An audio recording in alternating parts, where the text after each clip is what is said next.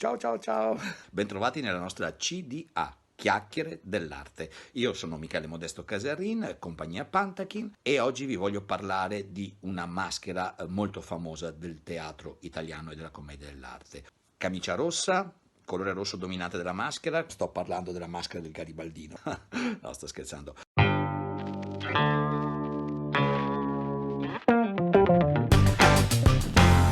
Pantalone dei bisognosi, maschera veneziana. In origine si chiamava Magnifico. I magnifici erano i consiglieri del doge, erano dei nobili, ma poi la commedia dell'arte, specchio della società, come già vi dicevo nell'altro incontro, capisce che il potere non è più gestito da questi nobili, ma da una nuova classe dirigente. I mercanti sono loro che hanno i soldi, quindi il potere. Mio potere! Non c'è il saggio!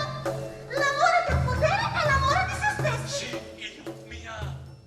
L'etimologia del nome Pantalone è controversa. Alcuni dicono da uno dei santi protettori di Venezia, San Pantalon, c'è una bellissima chiesa in Campo San Pantalone appunto, vicino a Campo Santa Margherita, o da Pandaleonde, potente in tutte le cose, o ancora, a testimonianza del suo ruolo di mercante, da Piantaleone. Quando i mercanti veneziani arrivavano in un nuovo mercato, piantavano il gonfalone di San Marco, che è appunto un leone, Piantaleone. Il costume era composto da delle brache al ginocchio rosse e delle pantofole con il ricciolo in su alla turca a testimoniare i suoi traffici appunto con i paesi arabi, un zucchetto in testa, aveva un farsetto di colore rosso e una zimarra a mantello nero con l'interno appunto rosso. Rosso perché era il colore del potere, il colore dei nobili, quello dominante, questo a ricordare il suo vecchio punto di origine appunto magnifico. Capisci ma che è sta bestia?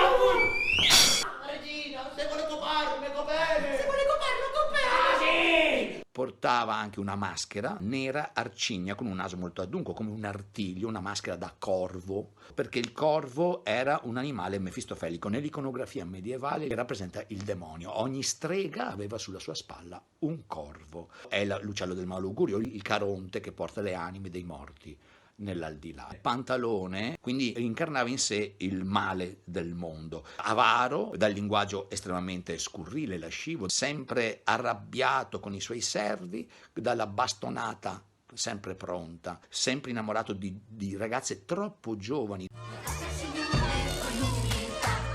Pantalone era il motore però indispensabile in tutte le storie, in tutti i canovacci di commedia dell'arte. Lui era quello che creava i contrasti, gli incidenti. Un classico: Pantalone ha un figlio innamorato di una bellissima ragazza, ma di questa bellissima ragazza è innamorato anche Pantalone il padre.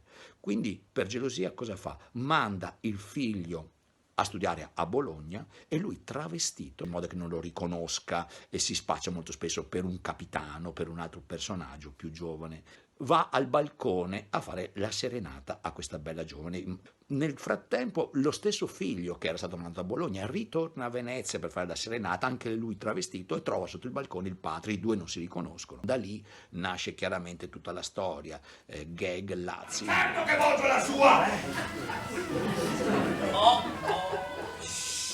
Pantalone poi verrà preso anche nel teatro goldoniano, ma non è più quello che noi conosciamo. Goldoni toglie la maschera a Pantalone e ne fa un'evoluzione anche caratteriale. Diventa un buon vecchio, un buon padre di famiglia, il famoso burbero benefico, ma non ha niente a che vedere con quello della commedia dell'arte. Una curiosità: i pantaloni che noi portiamo sono stati inventati dai francesi. Alla corte di Luigi XIV, re di Francia, un giorno un nobile vide esibirsi il personaggio di Pantalone con queste brache chiuse al ginocchio e decise di farne un indumento di moda e lo chiamò proprio Pantalone. Bene, con questo ho finito, io vi saluto, ciao ciao ciao, e ci vediamo alla prossima CDA Chiacchiere dell'arte. Vi aspetto.